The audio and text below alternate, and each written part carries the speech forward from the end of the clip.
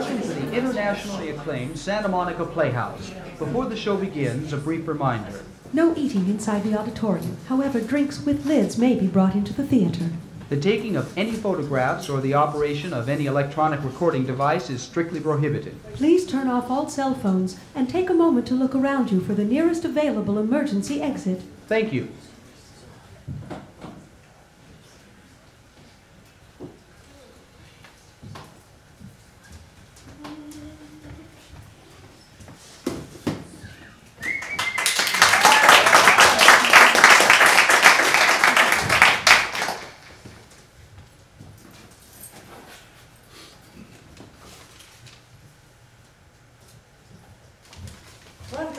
How's it look?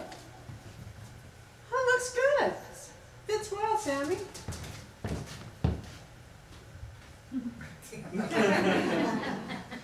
Well, I'm so glad you're going to be working here. Thank you for choosing me, Veronica. There's so much to learn about bras. And the women who wear them. And the women who wear them.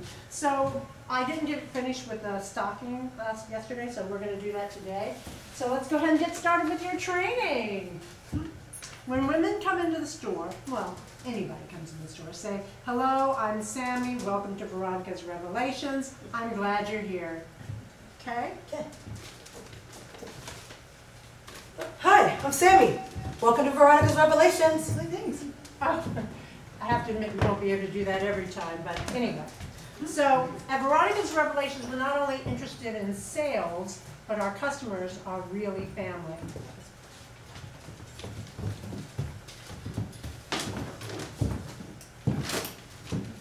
You know, when I first thought about bras, I was in junior high gym class, and someone said to me, "You still wear an undershirt?" And I was. Mind you, the girl who said it wasn't any bigger than a minute. But I felt that I was behind the times. I was 12, and she was being condescending, but, you know, what can we say? I didn't have anybody to talk to about it because my dad was at home with my mom who was sick, and she was in the hospital back and forth. And so I went home and got one of my mom's bras and cut it up and safety pinned it to fit me. Now understand, my mother was probably a 40 double D. So I had a whole lot of cutting and pinning to do. But when I put it on, I felt different. I was big and I was bad because I was walking around with this bra on. I had power. It never dawned on me that you could actually see the thing through my clothes. I was walking through the kitchen past my dad, and he, "What's this?" "It's a bra." "Where'd you get it?" I blocked the rest of that conversation from my mind. Not something you want to discuss with your father.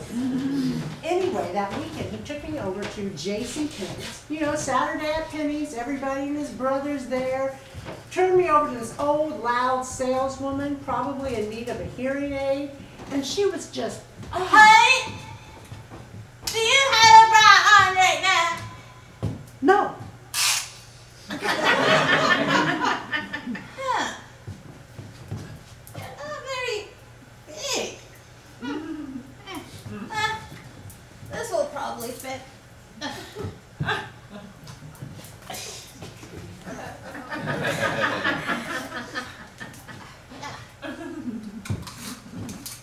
Buying my first bra was traumatic. I wanted this store to be a place where women had great experiences buying bras. You know, I met Maggie at my daughter's PTA meeting at her school. She made so much sense. When young girls start to become women, like when their breasts start to develop, we get thrown, at least in the American culture. We don't know what to do. We're not prepared. One day, we're just children, not boys or girls, just kids playing in the yard. And the next day, Johnny's little friend Jane has something protruding out of her t-shirt. My aunt took my cousins to get us bra. She explained sex so thoroughly, there were no questions left to be asked. But that's not always possible. And Mom Or someone will come home and say, "Here, put this on." Little boys don't know what to think, so they turn to their fathers, who never had a clue either, and they fall back on what they did when they were kids. "Yeah, she's gotten little boobs." Little girls are getting something boys aren't. And little boys want to touch and play with them, whereas girls who used to share everything are now saying no. Hopefully. Everything's changed, and no one really knows what to do about it. So confusion sets in. Now, I think boys feel it as a loss when a girl starts to develop, instead of a transformation. Because this is one aspect of our rites of passage into womanhood. Oh, Maggie, you were on fire. Woo! You know, she wanted to have open discussions in health classes and more, because this is when we start hearing the names. Bosoms. Breasts. Bus. I started off asking ladies what they'd heard breasts called before. The few women I spoke to came up with 46 different names. Honkers, chi-chis, Mosquito bites. Well, some were derivatives of others, like tits, Titties. boobs. Boobies. tits, I guess, since animals have teats and they do the same sort of thing. The girls. My mom says breast disease, and I've heard guys use torpedoes, balloons, boulders, spotlights, and the rack. As I listed them, it dawned on me that some of them made sense. Milk jugs. Jugs. Mounds. Pillows. I'm sorry, but in my mind, I didn't understand jugs at first, because to me, a jug was a thing you carried around on your finger. But I guess if you consider the purpose of the breast with regard to milk, they could be considered jugs. Others made no sense whatsoever. Bongos or bonkers? Exactly. Then I realized that those names were probably thought up by the same group of people that decided a car needed a bra. Hence, we also have headlights. Then it made sense that it made no sense. Tatas, kitis, hooters. Oh, the names are descriptive. For example, all women have tits, but mine will never be referred to as cantaloupes, watermelons, Or any other large piece of fruit. Tittle bitties instead of big old titties. When I asked the ladies the names they'd heard before, there were only a few that we as women used most. They were, Breasts, tits, boobs, or the girls? in fact, breast was used most often, unless in a playful mode. Of course, that could be a cultural thing, because I did hear two women from England refer to them as a lovely pair of knockers. But you know, there's a level of respect in that phrase. A lovely pair of knockers. My sense is that's the key. Respect. When women find out that I know bras inside and out, they tell me about theirs, and then they tell me about their breasts. I overheard my 7-year-old niece Jackie explain breasts to her playmate.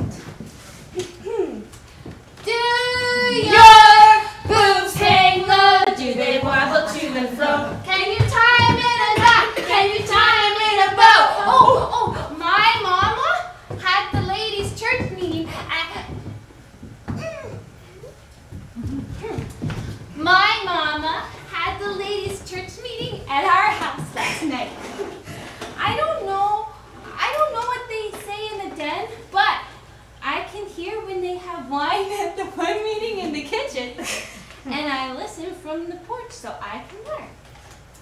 They said, next to God, breasts are the most powerful thing in the universe. Wow. Yeah, they said that if we band together, women could control the world. Our neighbor, Mrs. Barnes, said the more you push them together and up, the better the results. And then there's something about lift and separate once. It was something they did in the 70s. I think it still works, but they said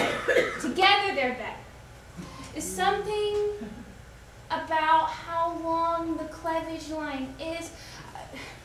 I don't know what that is. But I hear it can go from your neck to your navel. And you don't need a lot to make it work. My mama says my Aunt Jane barely has pimples, but she sure knows what to do with them. And they say the higher the better. But there's something that happens later with deflation. But I don't know how the air gets in. The deacon's wife, Mrs. Jameson, said, "Oh yeah, hers dropped down to her elbows after she put him in some kind of a vice at the doctor's office." So maybe the doctor puts the air in and he takes it out again. Well, that would explain why my mama said that when my teacher, Miss Gilbert, got her new ones, they looked like they were floating up by her ears. I can't wait till I get mine.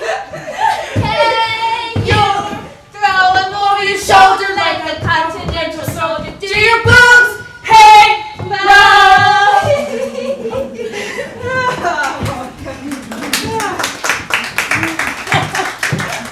You know, we all think about getting it, or blooming, as my grandmother called it. Oh!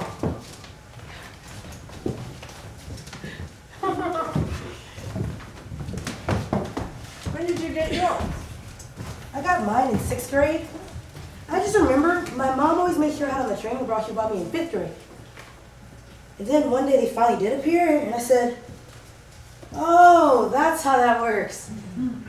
I didn't start to like my breasts until someone made them feel like they were actually part of my body. The change is that way for a lot of girls. That's why I'm glad we have the women's circle. We talk about, we have frank conversations about that and more. I got breasts between 2nd and 3rd grade, so I was 8 years old. One night I went to bed, and the next morning, like, there they are. The doctor said, well, you know, they'll run out when you lose the weight, get smaller. Yeah, right. For me, they were pretty much here to stay, even after I did lose the weight. But in 4th grade, I was still the only girl with breasts. Me and my Wonder Woman underoos and this diagonally striped, like, front closure Warner training bra that helped give them shape. But because I had them, I always got made fun of. I hated it. Like, why do people poke fun, tease? It's not fun. To me, it was ridicule. It made me feel unloved, unwanted. Yeah. I know what you mean, Debbie. I developed pretty early in my class, and I remember not being too very happy about it. Being the only one whose chest was getting bigger and my clothes were getting tighter. I was getting a lot of unwanted attention. Boys would point and laugh. In high school, boys would stare and ask me on dates. Men would stare too. My dad's best friend started hanging around me more, and that scared me.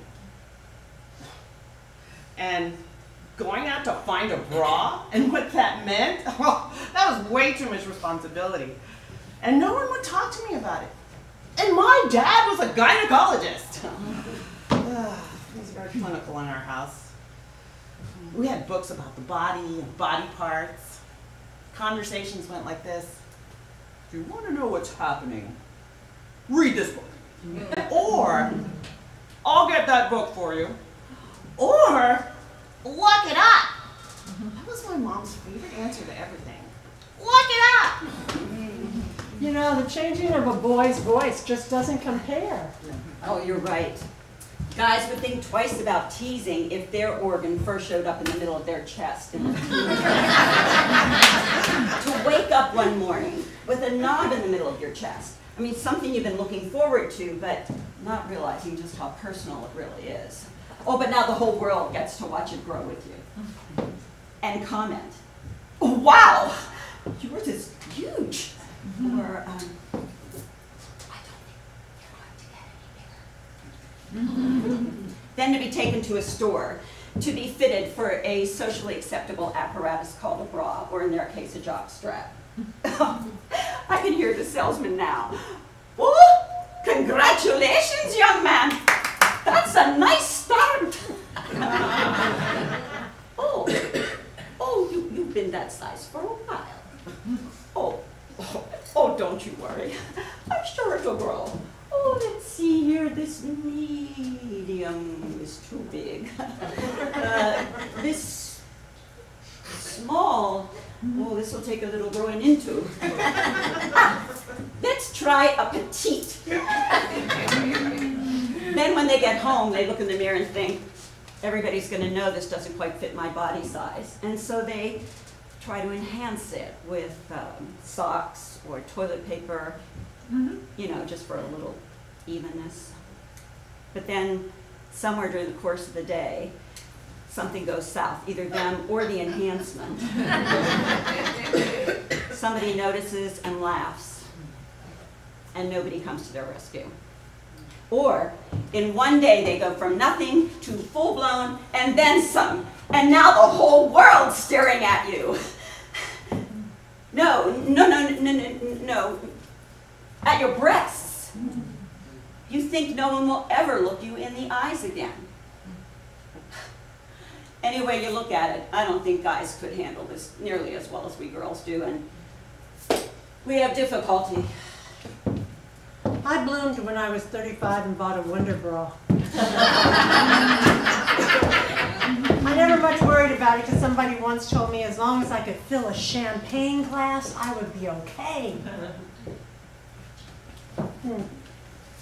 Well, which one? This? Okay, this goes over there. It changes that way a lot. Did you get the new bras in? Did you happen to see when they came in? No.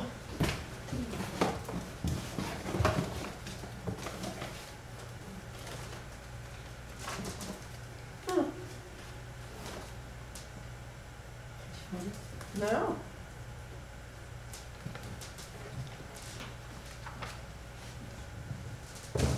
Ah.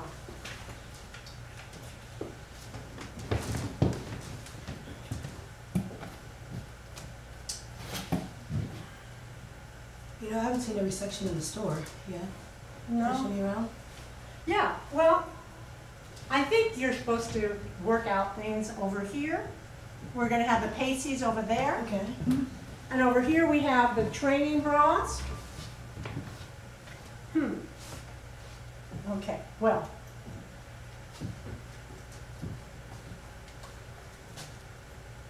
Sometimes when the ladies shop, all we need to do is listen. Looks like Amy's triggered. So I'm just gonna sit with her while she talks.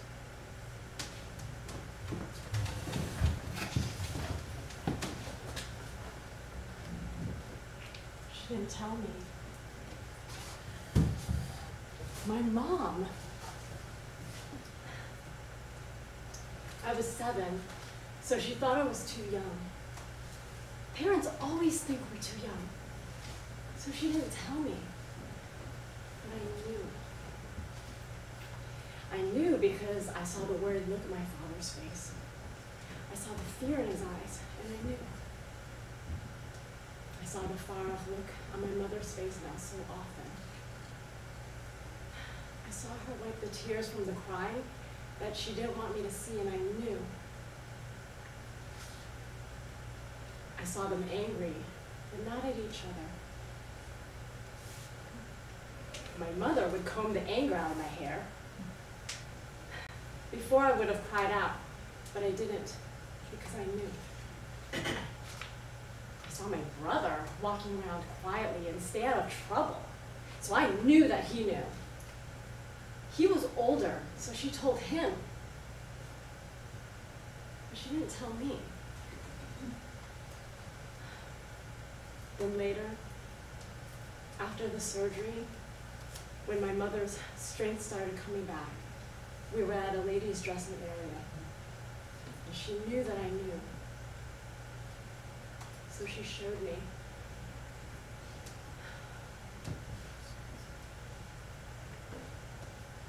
Nowadays, they take great care with what it will look like afterwards. But back then, they were focused only on getting it all. At least that's how I choose to look at it. Because it wasn't smooth or neatly healing. It was big and raw and red and jagged.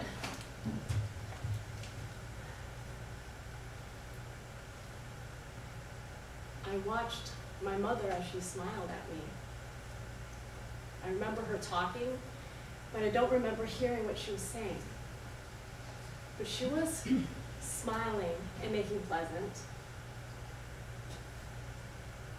She didn't tell me, but I knew. I knew the pain because although she was smiling, she would flinch when she put her arm around me. But she did smile.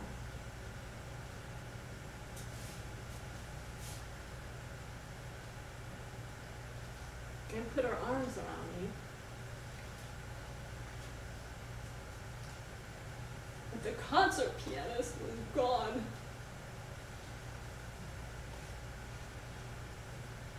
She didn't tell me, but I knew. I knew how it affected her because this woman who I knew could fly, because of how fast she could get across a room, was moving a lot more slowly now. Our walks took longer, but she still walked with me.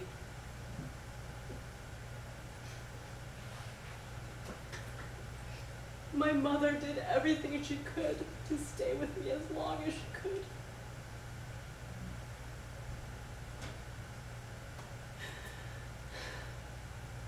She didn't tell me, but I knew how much she loved me.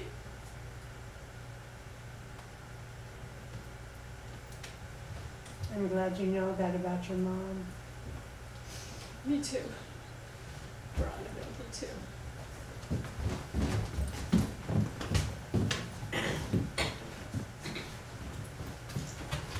Can you please hold this for me? Absolutely. Thank you so much.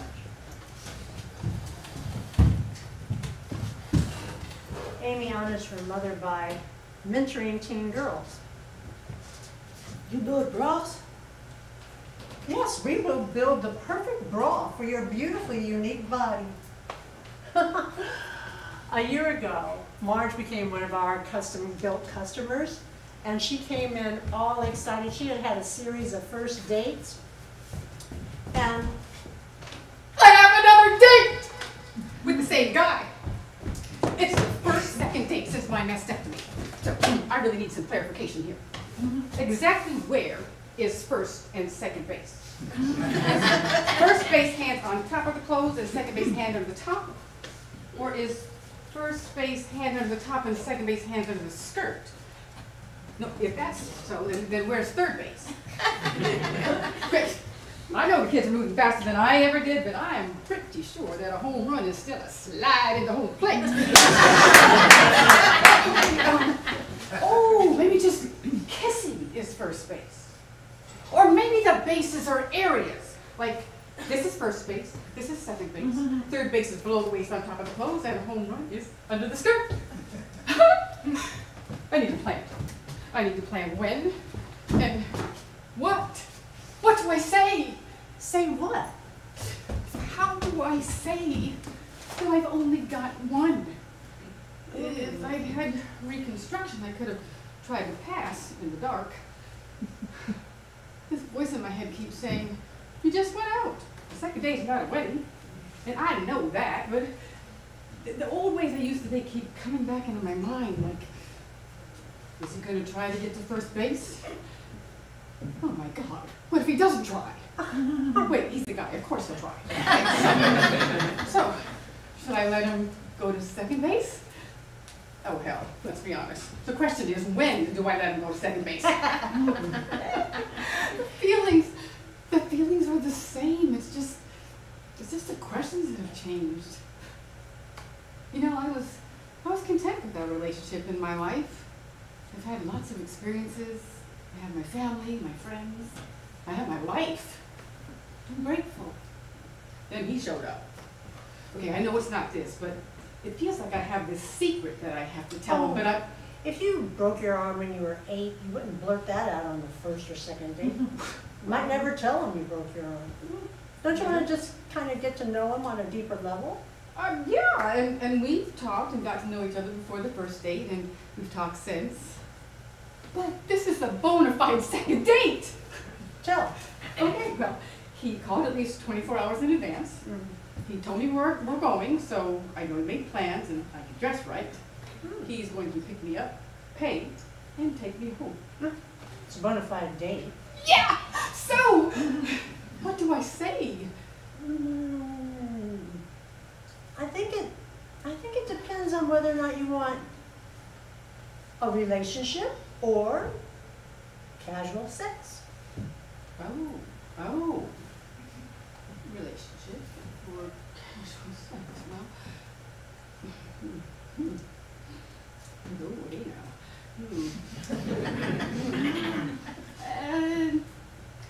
Relationship. I think it takes guys a couple of months to kind of connect in a relationship. Oh. They give it some time. You'll figure it out. Yeah. I have another date! Oh, I have to go to the cleaners. Oh. I do have to go to the cleaners. Did she take her new bra? Oh, well, I guess she'll be back. What's that? Oh, these are the nippleless bras. You can't talk about breasts without talking about nipples. But you can't really talk about nipples. Know why? Because they have a mind of their own. You never know what they're gonna do. Perfectly nice day. You look nice, beautiful sweater blouse, and then someone asks, cold? And you say no, shake your head, look down, and there they are. Fully blown, out at attention, saying hello to the world. On top of that, nipples are manipulative. Mine are downright embarrassing because I never know what they're gonna do.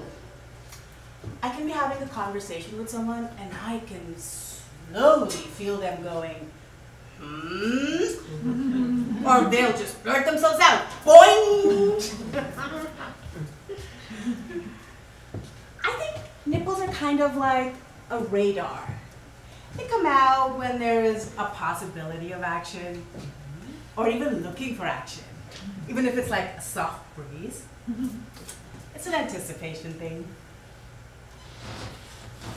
I think, guys think, we're turned on when our nipples are out at attention. Remember Sex and the City? When Samantha gives her fake nipples to Miranda and says, honey, put these on and walk around the room and see how they like and they're attracted to you. Oh, okay.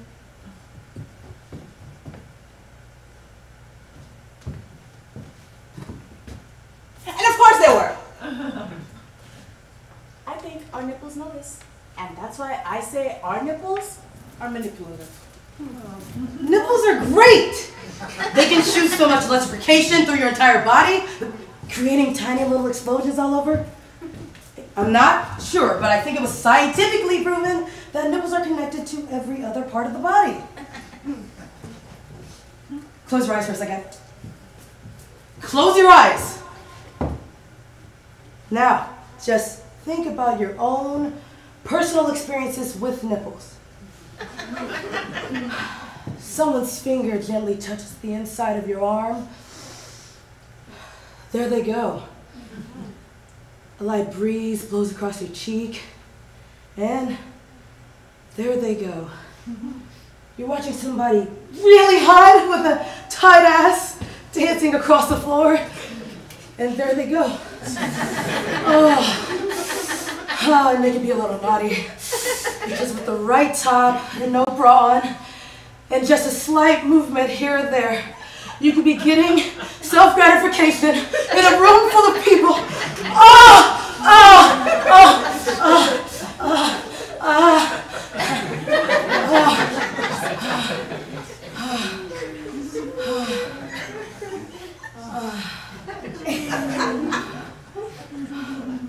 Oh, yes. Oh, yeah. You have no idea. Okay. Over here, we have the training bras, though I do believe breasts know what to do when they get here, even if we don't. And we have a large selection of nursing bras. Now, breasts provide nurturing as well as nourishment. Yeah. Breasts provide nurturing as well as nourishment. And you know, we have a women's circle and meets every couple of weeks. And last month, Kathy, Rose, and I all said nursing is a whole other thing. Nursing is a whole other thing. I nursed my second child, and I realized that when you're pregnant, your body's not your own. But when you breastfeed, your life is really not your own. I mean, your breasts go from being this sexual thing to being this nurturing thing that this child needs. And it was hilarious because even when the child wasn't around, even when I wasn't breastfeeding, there was still this milk coming out of all these different holes until it got to that point of drying up. And then there was watching my husband's reaction to that. Breasts really don't belong to you when you're pregnant. They belong to that child. Your only job is to keep them clean. Right, Rose? Well, I just turned 21 when I had my first daughter, Kathy. I mean, my husband thought that it was barbaric to breastfeed, so I didn't. Even though, you know, I knew it would be healthier for me and my children. But I mean, anything he said, I was like, okay, even if I didn't agree. You know, I was totally and completely malleable to him. Huh. I think that with a lot of my relationships. Until my relationship with Diana. Oh, gosh, I was so anxious not to lose what I had that, I totally became something that I wasn't. Until my relationship with my true life partner, Diana. Oh, what about you, Veronica? No, I did not breastfeed. I wanted to. I did. I did everything they told me to. I did the toughening of the nipples. I mean, I really worked to breastfeed. And they brought me this cute little baby. And he attacked my breast. And I'm like, oh, here, take him. Take him. They were, the initial fact that he just, they wanted me to work it for 2 or 3 days. No. They said, give it time. No. They need time. The milk needs to flow. No. Bring a bottle. I wanted to. It didn't work out. He's healthy. I mean, nursed or bottle fed, we are all given nourishment at our mother's breast. I mean, nestled there, hearing the sound of her heartbeat. I mean, it's the sound we heard in the morning. Well, what if the world made decisions from the purpose of the breast, from comforting and nurturing?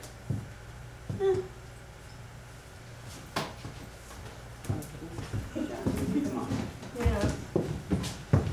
Not all of our customers feel comforted or are comforted. Take Lenora. She became one of our frequent customers after she had gotten detrimental news. One day at a time.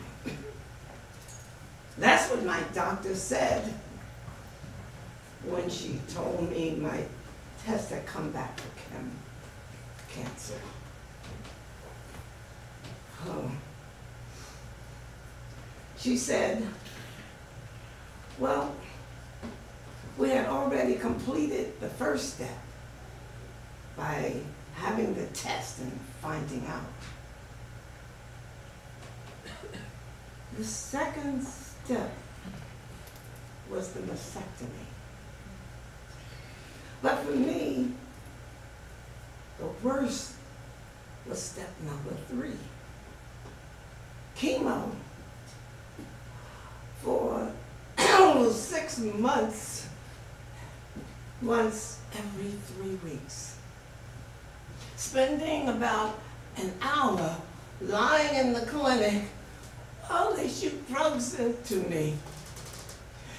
They tell you about the side effects, but you have no idea until they show up.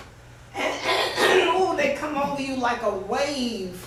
The nausea, it makes your insides feel like they're going every which way. In the bathroom, I wasn't sure if I should stand over the toilet or sit. Have you ever had diarrhea and constipation at the same time? Debbie goes with me sometimes. We talk, or just sit. Always at the right time. When she picked me up for one of my appointments, I had been brushing my hair. And when she turned the corner to come into where I was standing there with the brush in my hand, full of hair. I know it was going to come out, but to see it coming out by the handful, it was just mortifying. Oh.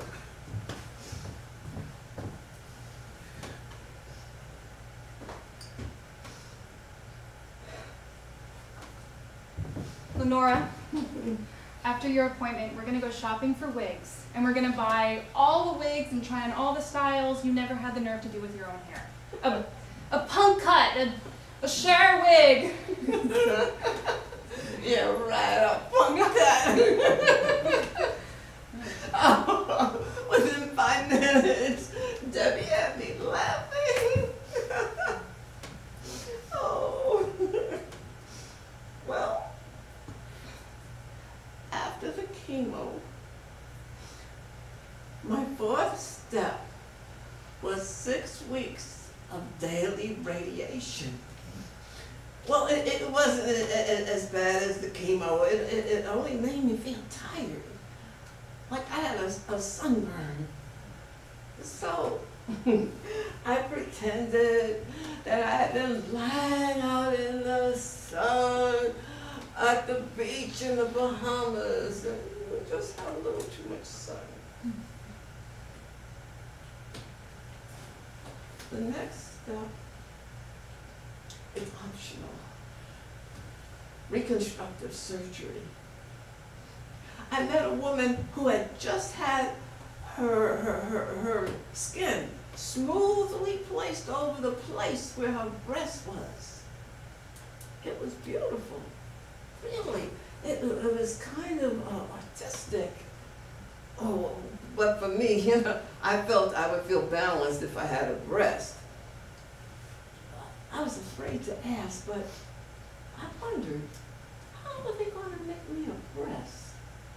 Well, my doctor said she preferred that I didn't get an implant. Well, I'm not expecting to have any more surgeries, but she felt there could be some additional complications if it was needed and I had an implant. Get this, they made it out of my excess. Those pounds that I couldn't get rid of at the gym. Who knew those saddlebags would ever be useful? Oh. My final step, it's survival. Well, they often use 5 years as a unit of measurement. They don't say it to you, but if you make it to 5 years, the possibility of being around for 10 really goes up. Oh, I try not to get caught up into how long it's been. But ever so often it just sneaks up on me and I'm thinking about it again. Like now, right now. It's been 4 years, 9 months, and 24 days. And I thank God for every single day. I'm glad you're here, Lenora. Oh, Debbie, I'm so glad you're here. Oh, not all my friends could have handled what I was going through. Oh, but you just kept being my friend. Oh, I got you. Oh.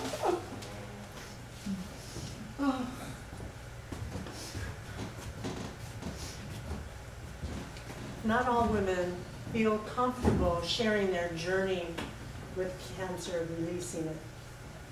When you work with a woman on this path, always remember that the physical may have changed, but the power of who a woman is never goes away.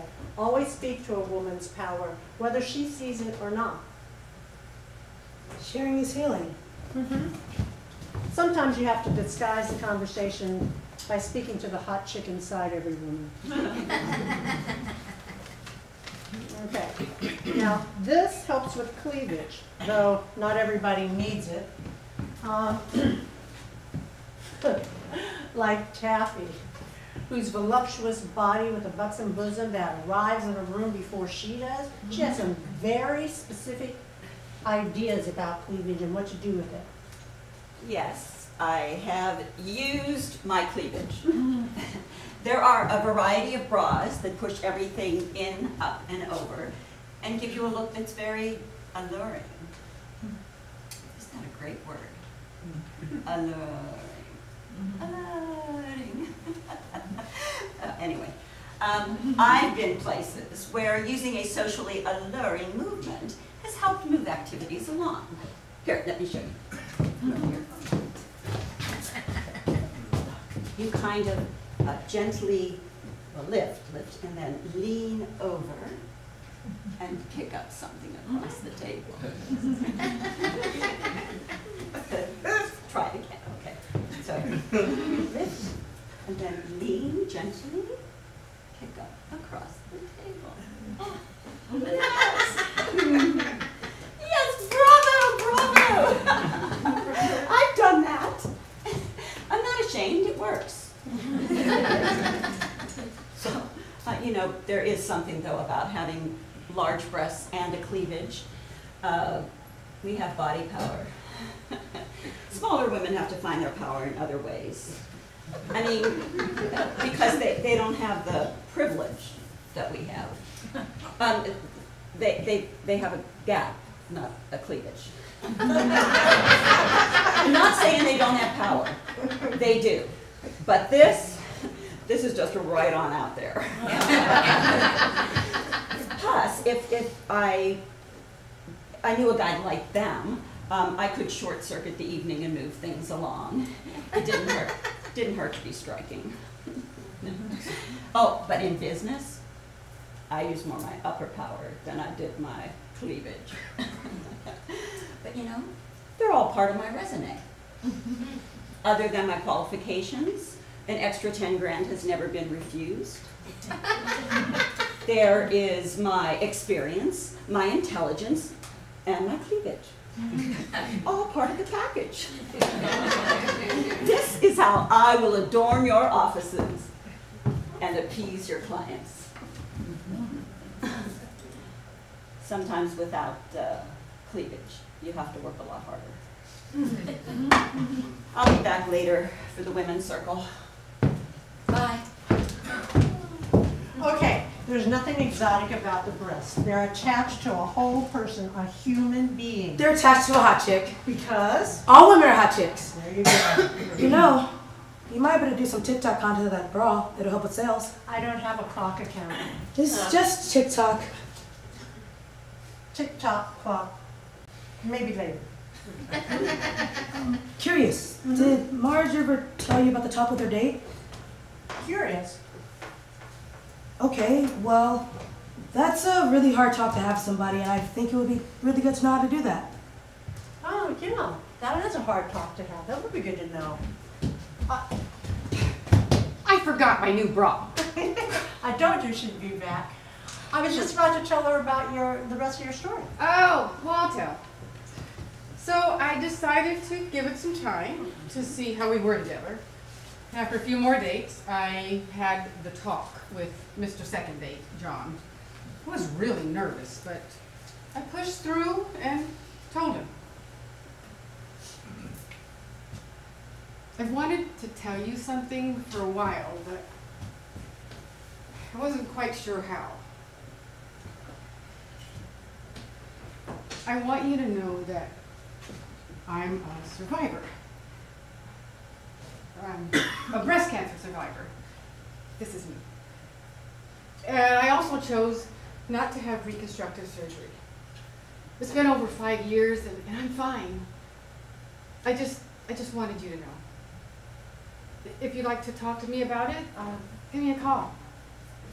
I'd like to tell you about it. Okay. Bye. Thanks again for lunch. So I said goodbye and waited. Waited for what? I'm sorry. What were you waiting for? For him to call, or text, or even email. Joahn never called. Wow, you must have been a hot mess.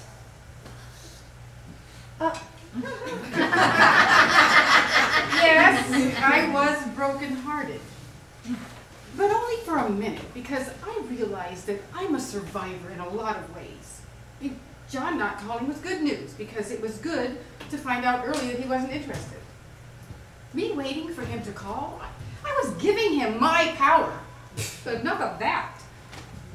Anyway, a couple of months ago I started seeing Bill, and today, at lunch, I just told him, I'm a breast cancer survivor who chose not to have reconstructive surgery, and I'm doing great. I just wanted you to know. And if he'd like to talk to me more, then to give me a call. I wasn't nervous. I felt strong and... Oh, excuse me. Bill, hi. Yeah, 7:30 tomorrow is fine. Okay, see you then.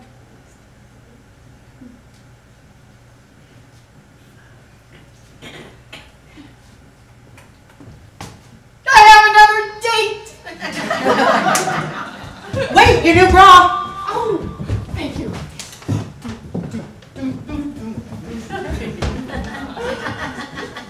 You know, you never know. The next person you meet might be Mr. Right, well, Mr. or Ms. Right, depending on your preference. Yeah, it's amazing. You can never tell what somebody's going through or have gone through. Take Rose, for instance. She has you met her earlier, she has the thriving floral business next door. Strong, confident, but she wasn't always. I didn't think I'd ever get married. Oh, Rosie didn't want nothing but that flying field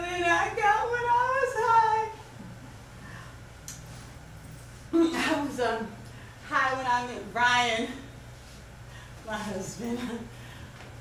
He used to work at this little storefront pizza place named Gino's, where I ate and asked for donations to my cause. When I could string two sentences together, we talked while he locked up. He was real smart.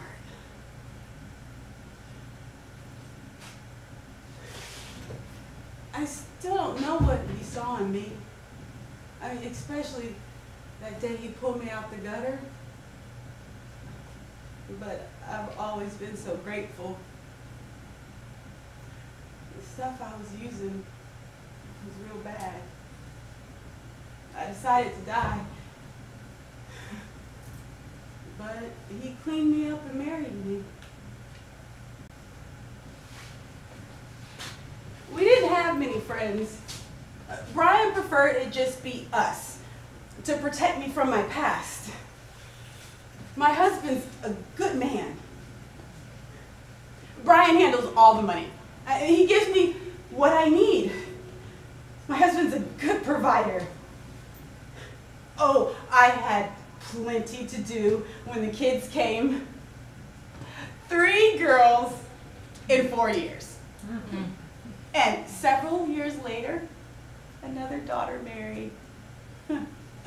Brian said that my only job was the home and the kids.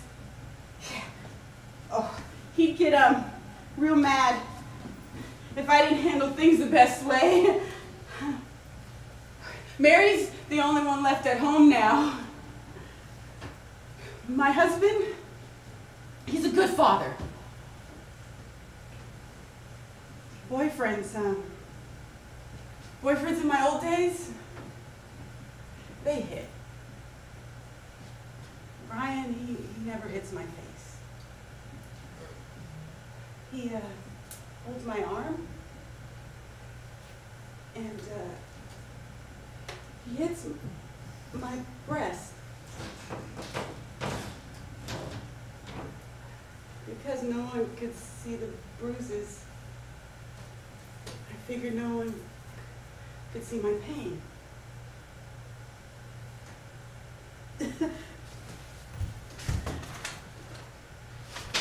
Mary made this for me. I told her, Mommy doesn't wear bikinis. She said it was a bra made from this powerful new metal that would protect my breast and my heart from harm.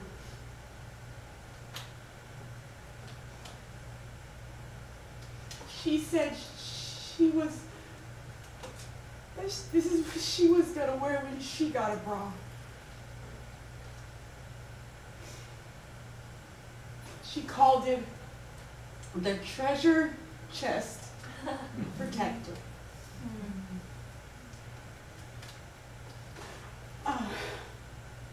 Brian's already left for work, and Mary's, she's still asleep. I told him that she wasn't going to go to school today, because she didn't feel good. All this time, I let myself think that I needed to be here with him, that he saved me.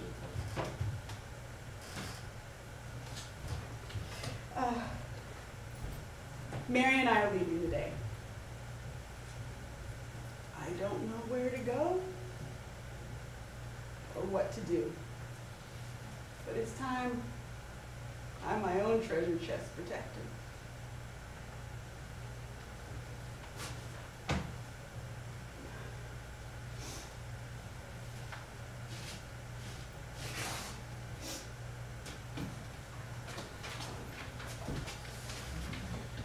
Mary found her way to And then she found her life.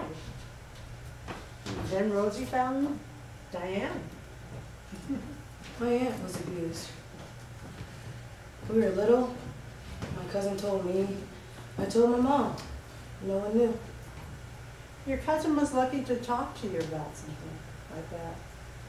Sometimes all we need is a safe place to, to talk to someone. Where's the ladies' room?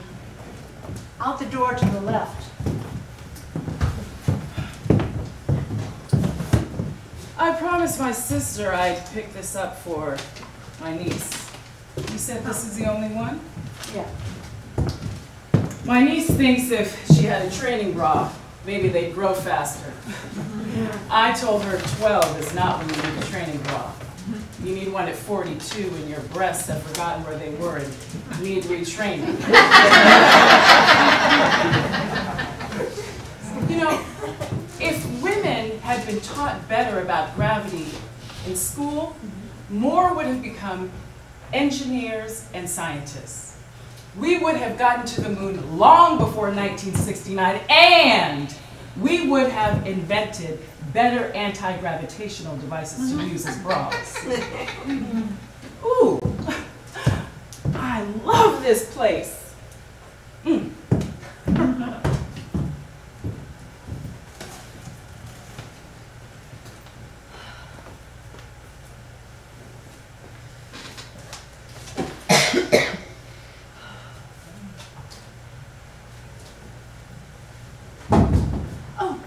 Oh, I'm sorry. No, I didn't know you were changing. Please come in. These are my original breasts, and they're an A cup. I'm thinking about getting an enhancement to a C cup. What do you think? What do you think? Would a C cup fit my body? Well, depends on how you're planning on using them. What do you mean? Tool or weapon? Well, will you be doing a lot of nude work? Who's going to be seeing them? Husband, boyfriend, customers? Is it to please yourself or someone else? Will you be going topless a lot? Braless? What type of reaction do you want? Just head turning or blah, blah, blah, boo? Well, here's the deal. I was at this audition last week, and all the other women there were out to here. And their audition lasted twice as long as mine. I just want them to notice me so that they can see my talent. You're an actress? What have you done? Not nearly enough. I used to act, but that's not why I had mine done. I wanted help dating. Yours look nice. May I have a closer look? Oh, absolutely. Wow. Nice work. Yours look perfect. Who did yours? Did it help with the dating? Yes and no. More dates, but they were talking to these. They're so symmetrical. Are they always gonna stay up there when they fall? Do you always have to wear a bra? Are they soft? Here, take a squeeze, honey. Oh, they're firm but not hard. Now, I had a 2-cup in my time. I thought for me 3 cups would be overkill. Now, I like wearing a bra because I like lacy stuff, but I'll have to. Is one bigger than the other? I guess that makes them look more natural. Why'd you have yours done? I wanted to add some pizzazz in my marriage, but I realized we still weren't talking to each other and probably should, which meant I was going to have to figure something else out. What did you decide? To create togetherness hobbies. You know, stuff we could learn and do together.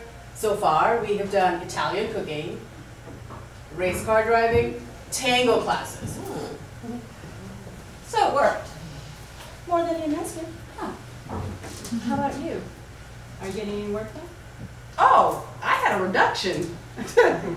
My doctor figured that each of my breasts weighed 25 to 30 pounds each. I mean, I walked around with so much back pain for years. Oh, carrying around all this extra weight. I went from a triple D to a C. Oh, and you? Me? Oh, I'm here for a friend. My friend Martha was in a car accident, which well, the doctor felt that a reconstruction would be helpful, but she's finding it hard hearing information from people, so I'm doing a little research. And Yeah, right. well, you know, this has been really valuable. I find that people who've had surgery for other reasons, have a hard time talking about it easily. Other reasons? Well, you know, like reconstruction after a mastectomy, or like my friend's car accident. There was a lot of broken glass. Anyway, so, you know, they find it hard to talk about it, much less showing a perfect stranger. So, but this has been really valuable. You know, you're so open about it. It's like they're not even yours anymore. I'm glad it was helpful for you. Gotta go. Yeah. Me too. Best of luck to your friend. She's lucky to have you. There's so much I hadn't considered. I think I'll think about it some more.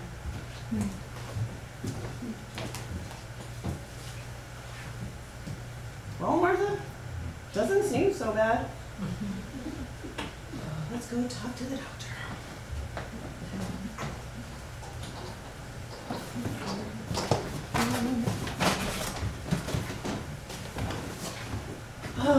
Believe it or not, I used to be a 36C. I stopped reading Red Beat and poof, unexpected reduction. Everybody talks about size. Well, let's face it. Breasts can stick out. They're powerful.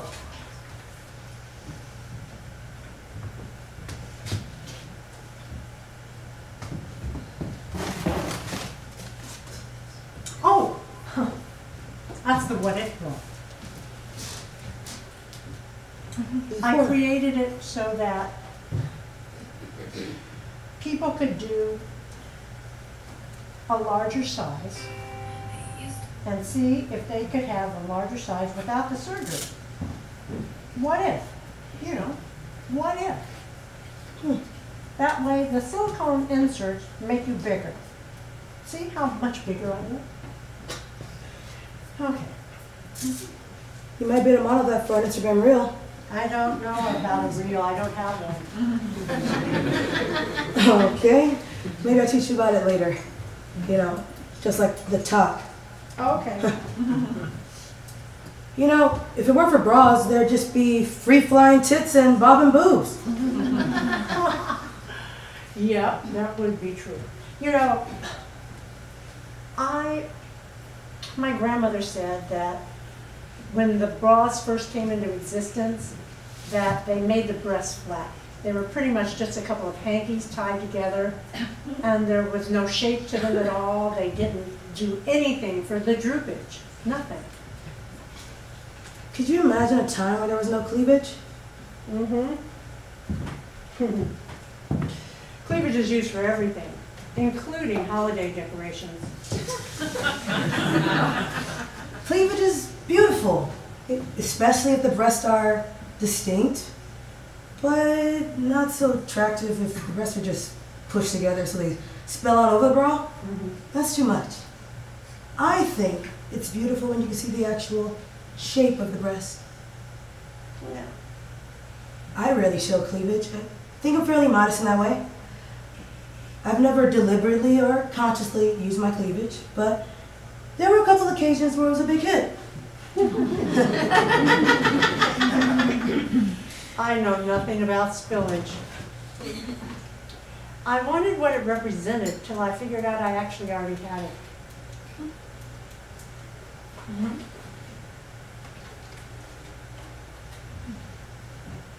I know what you mean. I don't. Oh my. Let's see. What is next? What is the next bra we've got? You ever thought about what people do to breasts in the name of fun? Because I do. She's so sweet. That's all they ever said about me. Everybody, family, friends, teachers. She's so sweet. Because I was a good girl, all I ever did on dates was kissing. I never broke curfew. I even left prom early because I was in charge of the food bank at the shelter the next morning. I was predictable. I was about to leave for college, and my mom said, "Now you be careful of those college boys. They're just looking for fun." Then my brother chimed in with, "Oh, you don't have to worry about her. She don't know how to have fun." I don't know how to have fun. Since college was for learning, I decided to find out. I met Slam just after Thanksgiving break. He played guitar in his band Blood Rock and sang lead.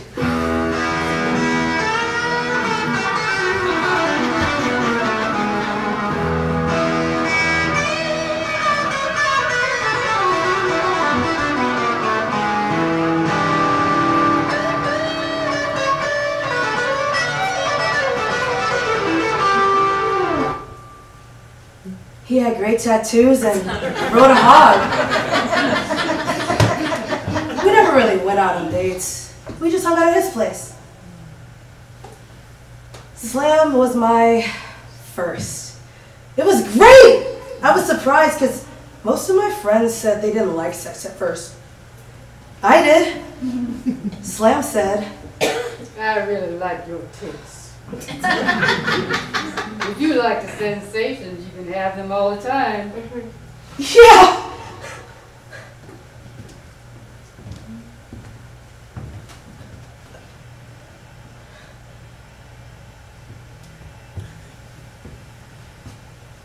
The guy at the tattoo parlor looked like he had rolled with the original Hell's Angels, and he had more hair on his face than I did on my head.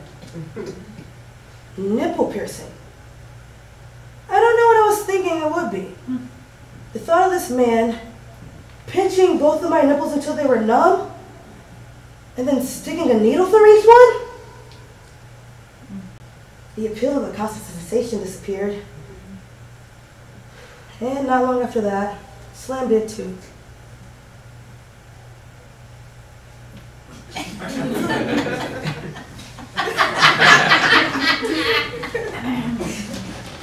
Then I met Mitch. He was on the wrestling team, and all he ever wanted to do was give me pearl necklaces. Well, that's when a guy, and he ended.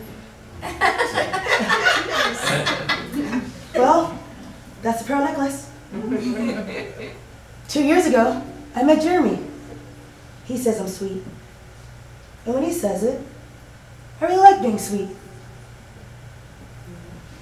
It's amazing. It's amazing what people want to do with regard to breasts. There's already enough stuff that happens to them. Yes, there was a time in my life when I wasn't sure what was happening. Papa was a rolling stone. Do, do, do, do. Wherever he laid his hat was his home. And when he died, I was in the shower. Actually, it was the second time I felt it. The first time, I didn't acknowledge it. I kind of bypassed it.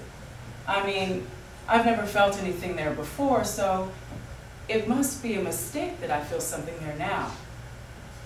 But 3 days later, in the shower, it was still there. Not that I waited 3 days before I showered again, I just didn't feel it. Or maybe I washed that area really fast. Or maybe I didn't wash that part at all. Okay, maybe it isn't really there. I went back to the spot, couldn't find it. I put my arm down and sighed. Damn, there it is again. It's probably nothing. It could be a cyst. That's nothing. Don't panic about nothing, because nothing is what it is. I turn up the radio to stop the sounds of doubt running amok in my head. I call the doctor when I get to work to get it checked out. Next Tuesday, nothing sooner?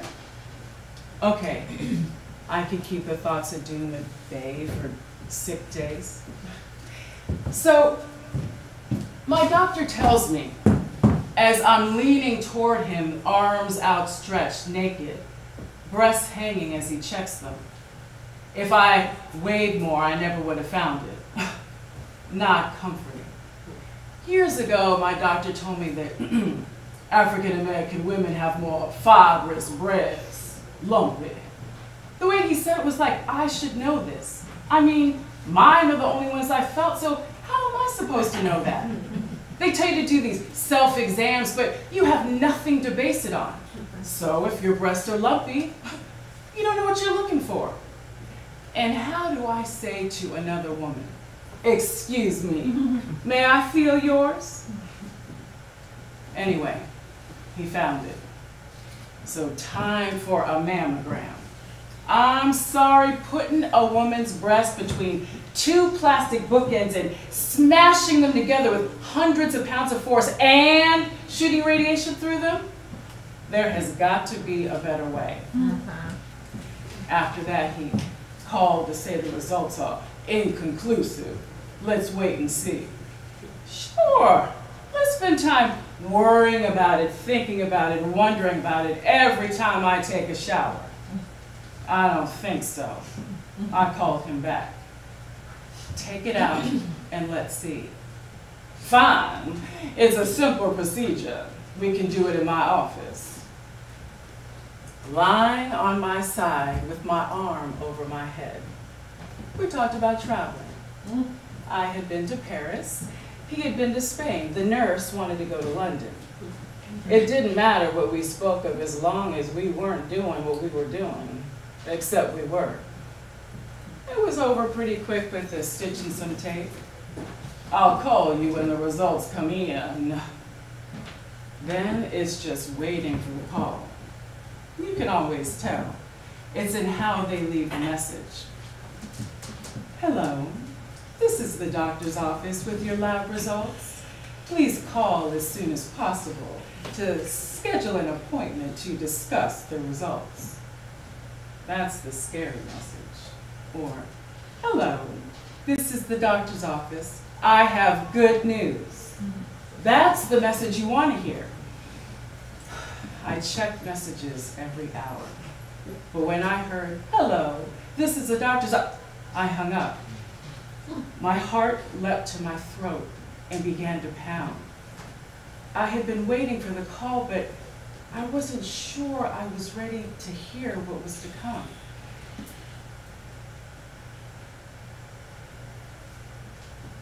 I redialed, punched in my access code, and listened. Hello, this is the doctor's office. I have good news.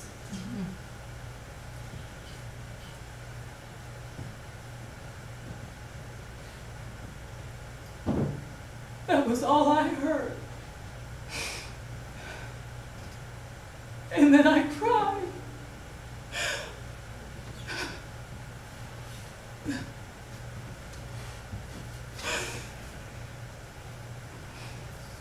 Like we said, there's a lot that happens to the breast. As well as the fun stuff. Are you staying? Yeah. Okay, well let's lock up.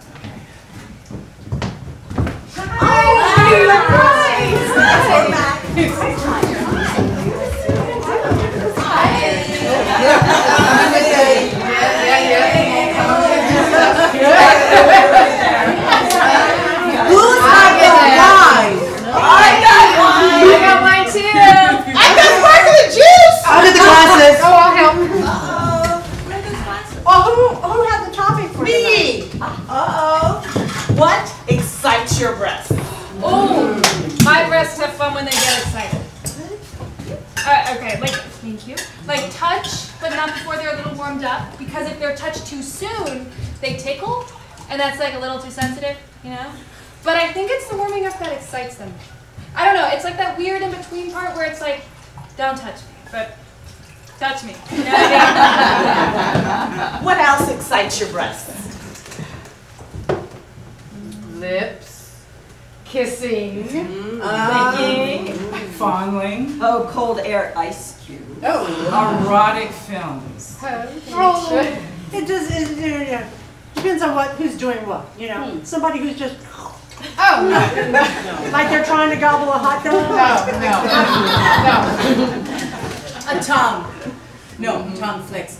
No, soft tongue flicks. Yeah, mine don't get excited. They're not cheerleaders. New shoes on sale. Taking my bra off. Yes. Oh, in the ocean, in the Caribbean. Oh, yeah. Because the water is so soft. Passionate love scenes. I said erotic films. It can't be said too much. Hot bath. Silk sheets. Appreciation. Okay.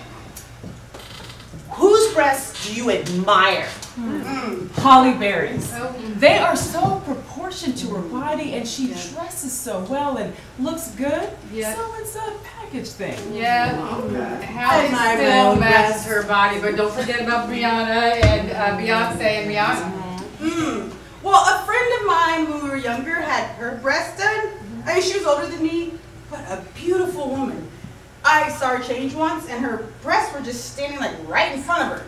But the skin all around it was just it was hanging. I mean, it was very odd looking. I admire my own breasts. Well, I tell you, a friend of mine was trying on blouses, and when she took hers off, there her breasts were right where God intended them. You know those voluptuous women carvings, and their breasts are like right there, and they're round, and they're perfect. You know, until that moment, I never had anybody whose breasts I admired. I wanted to ask her though, what she did to keep them there. But I didn't. Oh, wait. She found a way to defy gravity. I wanted to know how. Well, I admire hers. Shaka Khan! Over in concert! Ain't nobody love me better, make me happy. All that energy and excitement and her moving on stage, her breasts were just dancing. They reminded me of tropical fruit. I knew then why guys hung around her. They were just waiting for the flavor and the juices to come their way. Shaka Khan? My grandpa loves her.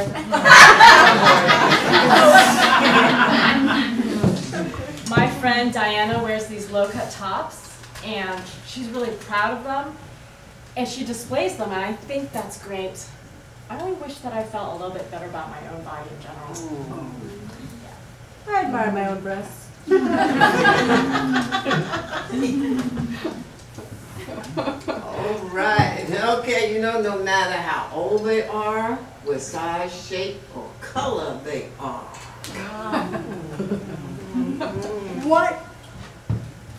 Why do you think that guys are fascinated with breasts? Okay, there's many theories. Like, women have a vagina and breasts. Guys have a penis. Like, we have two parts, they have one. Maybe they're just jealous. I mean... Yes. That's right. That's right. Men aren't fascinated with breasts. Wonder why. I don't know. I mean, the thing is, there's that fascination, but I just don't know why there is that fascination. I mean, I don't get it.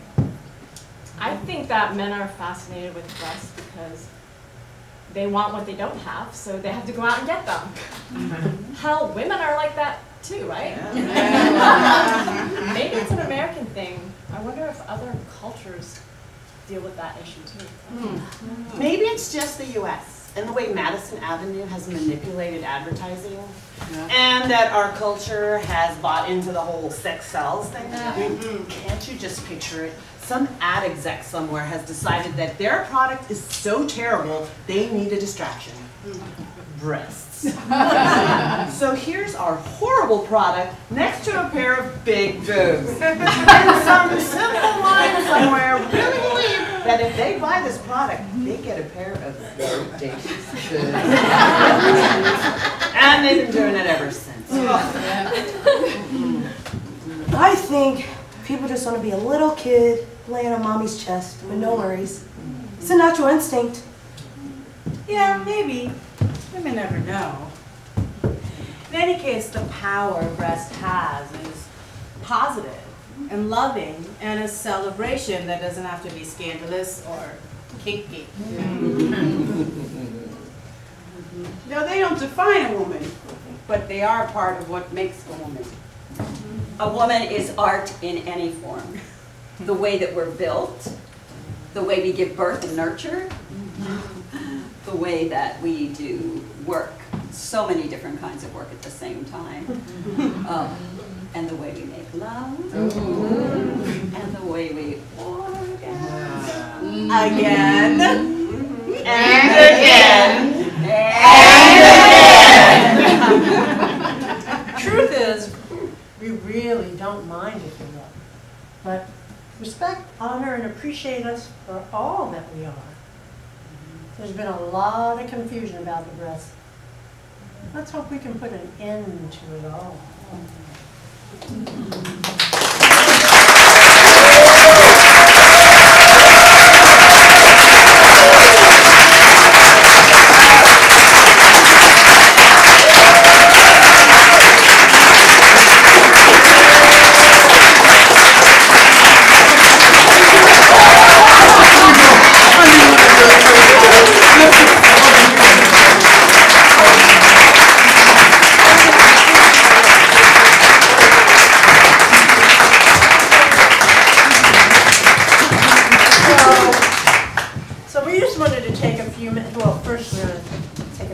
Thank you for coming and watching our show, and we hope you enjoyed it.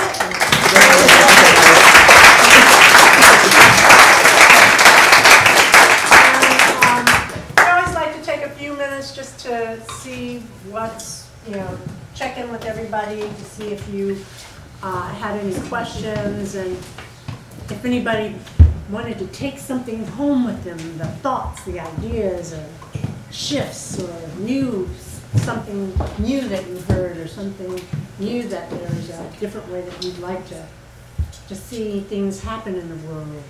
Anybody got any thoughts? Or any questions for us? There's one right there.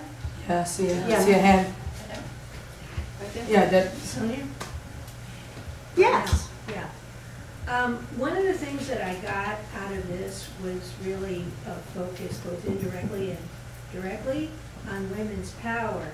And yet, as we know from the society in which we live, women don't have the kind of power, at least on a larger scale, that I think that we can have. And I'm wondering what it is that we can do about that. Sonia, can you fix that? Working on it. So one of the things for me is, one of the reasons why we do this show, that I wrote the show, is so that women can, I think that when we see the stories that are our own stories, that other people have the same stories, our sisterhood, we're all built on the same situations and understanding, is that I think that we can always raise our own self-esteem by being aware of who we are and being proud of what we got, whatever we got. Ladies, are you proud of what you got? Yep. Yeah. Woo! Ladies, you're proud of what you got. Because we find that other, I've done the show a lot of times, and I had a woman say, I don't like my breasts. She was in her 50s and she didn't like them because of how much trauma she went through in her life, that she felt, she was so attached to how it was in her life that she couldn't find her own ability to love herself.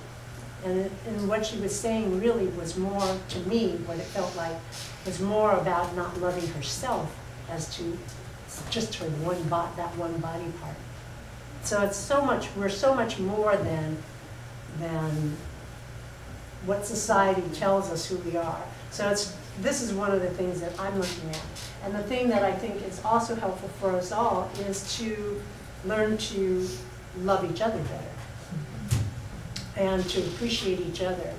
Because we often downgrade ourselves and then we downgrade each other when we speak to each other, and we can't even catch it sometimes.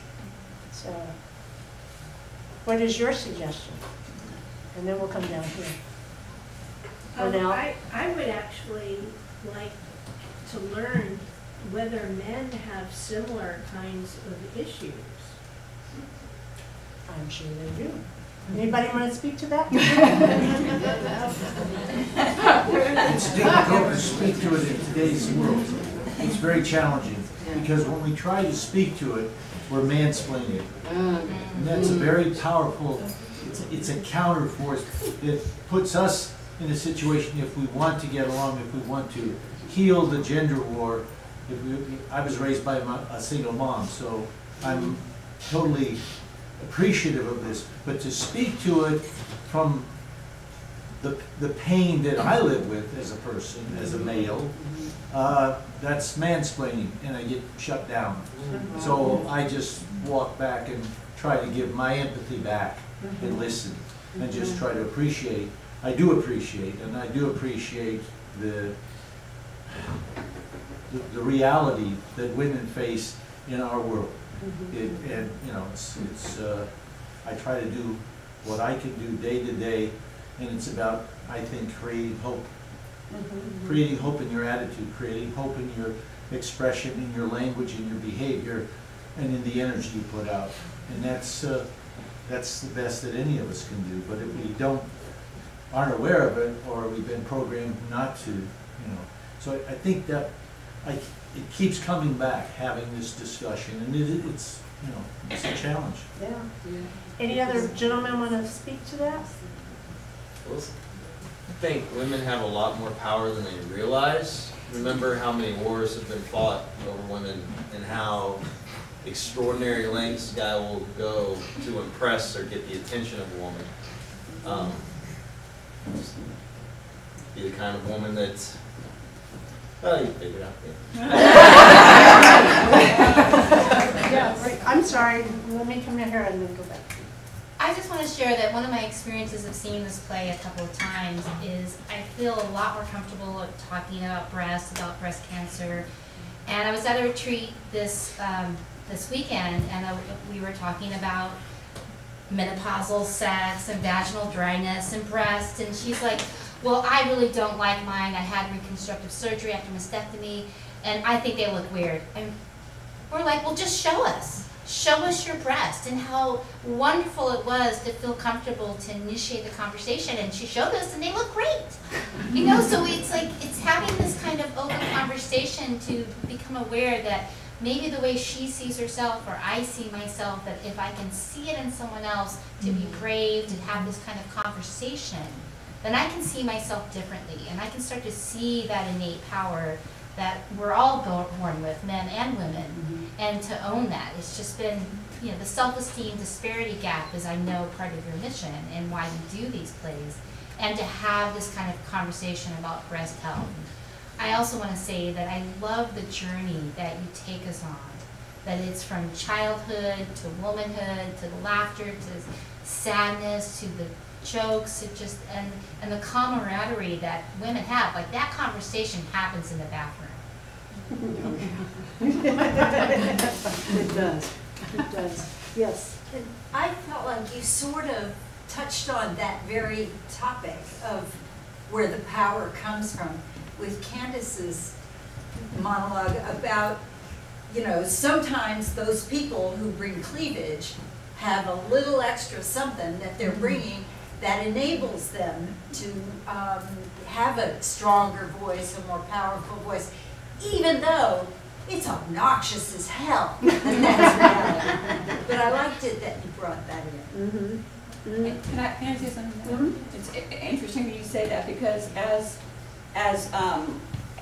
I'm working on the monologue, I'm flashing back to like I was that person. Like, you know, and it wasn't like I planned that, or but growing up I looked a certain way, and I got my way with certain things because of that, and I used it, and it wasn't like I was planning to use it. It was just that was the culture that we were in, that you did that. And so, and I didn't even realize that I really did it as much as I did until I was working on this monologue.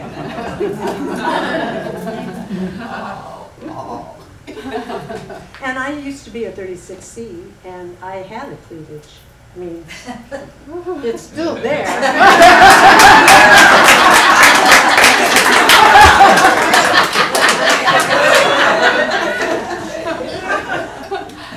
Hi, it's good to see you again, darling. Hey, Paul. She directed my show, these three pre-pandemic, so we love it. I just want to congratulate you on the mix of women that you have up there. There is every body type up there. There's lots of color, and I just love it because it relates to everybody in the audience. We can all find ourselves somewhere up on the stage, and I think that's so important, because whether you got little titties or big titties, we're all the same. We all got that same thing going on. So I just appreciate that you have created a mixture of different women up on the stage. That's awesome. Thank you. Any other? There's a guy back here. Oh, can I go to the guy first? Sure. Before he puts his hand down? That's going to create a different problem. I'm a cancer survivor, had about 3.5 years. Cancer, unfortunately. I send that applause to my doctor. I didn't do it. Cancer, unfortunately, is universal. And traditionally, men can have testicular cancer, penis cancer, prostate cancer, breast cancer. I spent the last 3 days wondering if this is a lump that I need to worry about, or the swollen sweat glands or something. We all have to go through this. And I think that when we talk about it as a human race, instead of race or sex, we'll all go together. Amen. Exactly. All that said, every voice is going to be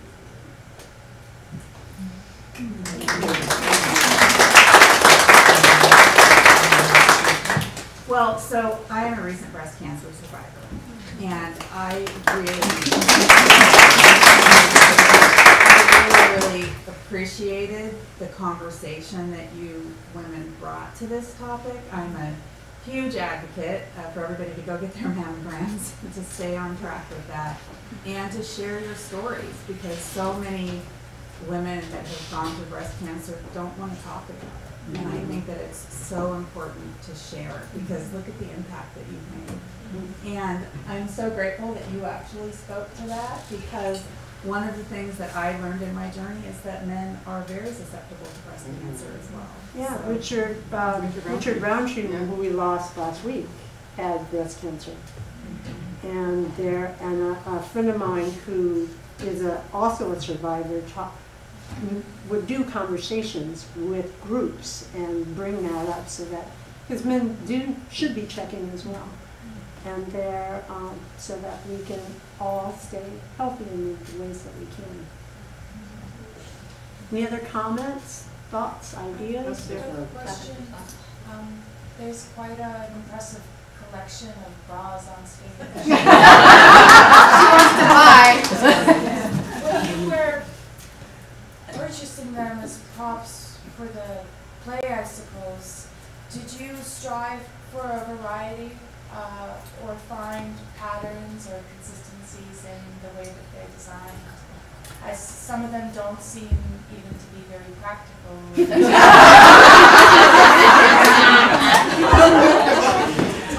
To tell you the truth. More wine for you. There's paper towels in the bag back there.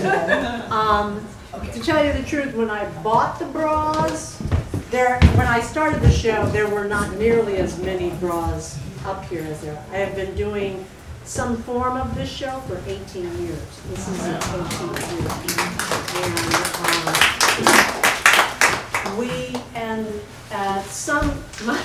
My husband bought that one for me, the nippleless bra.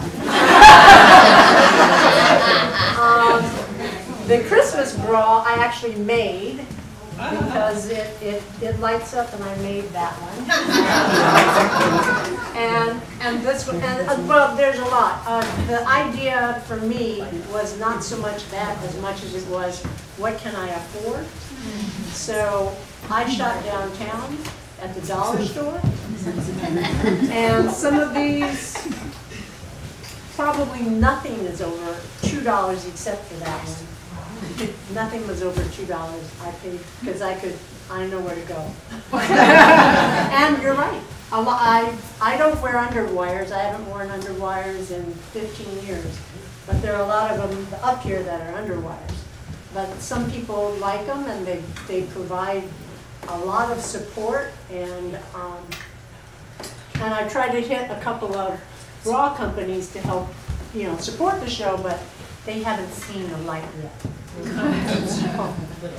Speaking of support, you were talking about breast support, but one of the things that was so powerful was the women supported each other. Yes. And that was just a true one from that was really beautiful. Thank you, thank you.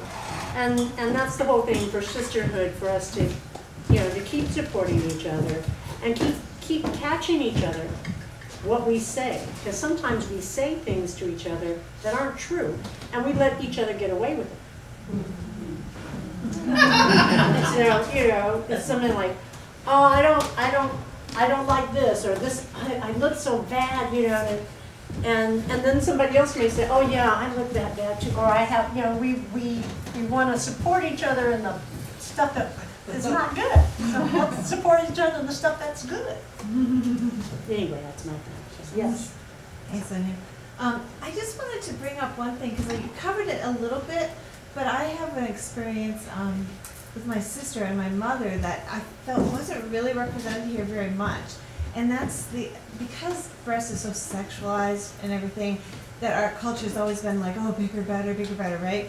But my sister had a breast reduction, and my mom just wished she could have, because she was older and it was not advised. But the things that they would go through, I mean, the difficulties that it was having large breasts, like if a lot of people knew these things, would they really even go for those big ones? Because, there were serious, so I felt you touched on that, but I thought maybe there could be a little more of that too. Well, I don't know. Yes, and what happens is this show ran probably, does anybody know how long it ran? Yeah, an hour and, almost an hour and, about an hour and 20 minutes. Oh, Sorry. 15. Sorry. I told you 75 minutes and it was, anyway, I used to do 2 acts. So we're moving it to try and condense it. But we did 2 acts, 45 minutes on both sides. And I actually have like 3 hours of material. Oh, wow. So it's in there. I swap pieces out and move things around as I can. But absolutely, I had a woman who was very large, and some of her stories that she told me is like, she would have, because she was so large, some men would try and determine whether or not they were real, and they would hug like this, and they would put their hands in the back of her chest on bra line and push them against her, against their chest, to determine if they could feel the implants. She didn't have any, but there were some people do all sorts of things, and some. Let me just tell you, just to address large breasts. Very often it may be a medical reason too why they have breast reductions. Because I have large breasts. I've never had a breast reduction, but your bra straps go to your shoulders. Some people have back issues, and the doctor will recommend that they have a breast reduction. Also, sometimes when you get older, the law of gravity, like I said in the play, you know, and I've considered breast reduction only because of the law of gravity. You know, I don't want to have to lift up my skirt when you see me. I have really considered it, but I just haven't gone through with it because I guess it hasn't been a big enough problem for me. But you know, when you have big breasts too, it's sometimes hard to even find bras to fit you. You know, because I'm in like a triple D, and it's hard to find a triple D. So sometimes it's medical reasons. So sometimes it's not just vanity. And may I say something too? When I was growing up, I mean, I have a little something now, but when I was, you know, a little bit younger, they were a little flatter. You mean like me? Yes, I wasn't going to say that. But I had my friends, I had friends who had breasts, and I was so jealous of them. And it was interesting because I, you know, told them that, and they told me how they were jealous of me because of how guys perceive them. Just looking at them, they made the assumption that they were somehow easy because they had large breasts, but different struggles that they had having larger breasts. So it was, you know, very educational for me. So I learned to embrace my little boobies. But as I said, when I got older, I got, well, put on a little bit of weight, so I put on some weight here too. But, yeah. And Lisa, the idea, like what you're saying, is to have, in having these, when we do the play, to have a discussion, is to be able to say, to add the comments that we couldn't put in the play, so that people can hear these stories. Everything that happened on stage are actual stories. So, you know, all of them. Yes. I cannot help it when there's a whole group of women that I admire, and thank you so much for sharing your talent and your heart. And Sonia, you're just, you're amazing.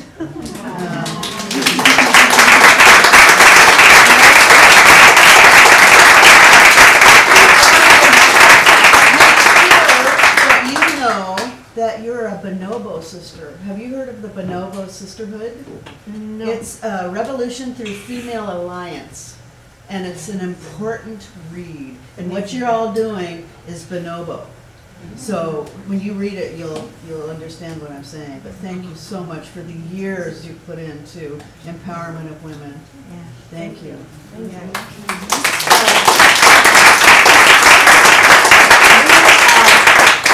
We're going to wind up because we're running a little over.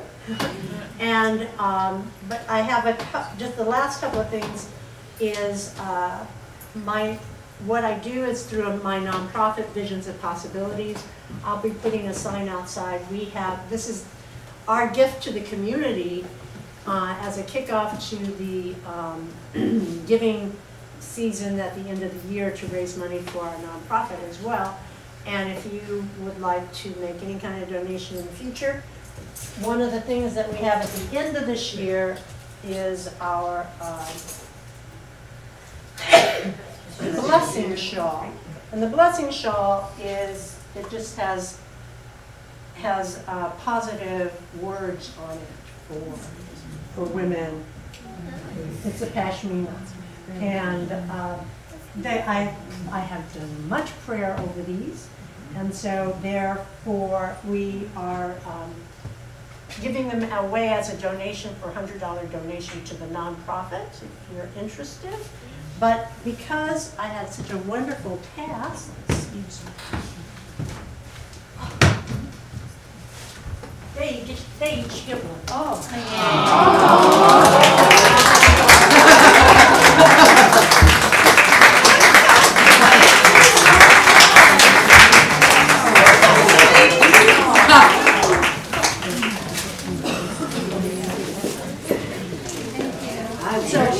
sneak out. Go ahead and sneak out. We know.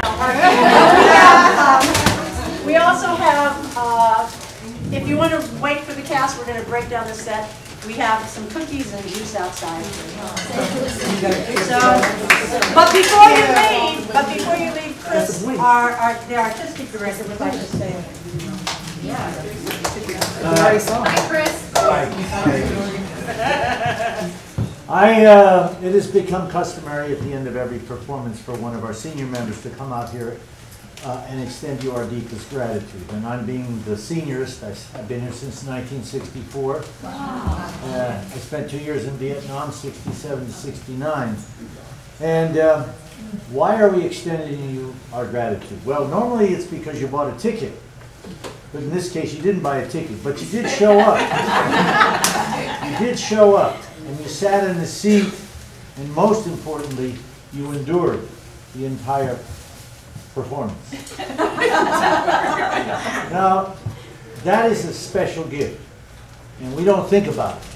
We don't even consider it. We show up, we go through the experience, we walk out the door. We don't think about it. Well, I survived Vietnam in '69, and in 1999, 30 years after the fact, I had a thought. And the thought is, our humanity is our most precious resource. And it seems to me to be an imperative to do all we can in our lives to nurture that capacity within ourselves and share it with those around us. When you sit in that seat, you're giving yourself that opportunity. When you endure the performance, you're giving yourself food for thought and contemplation. Because you don't know what you're going to get when you walk in the door. You may love it, you may hate it, you may be awed by it, inspired by it, but whatever it is, it hits you. Contrary to popular opinion, theater is not a spectator event.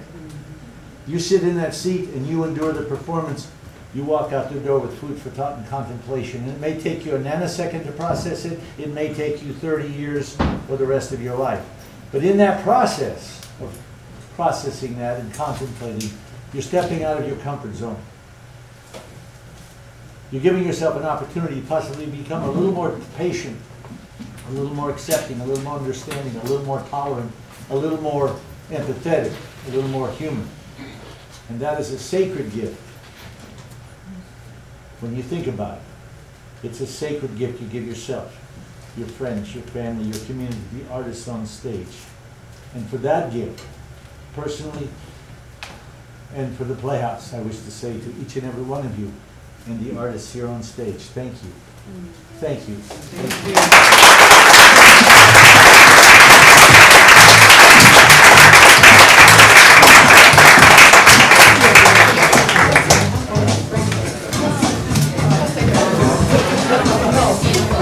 you.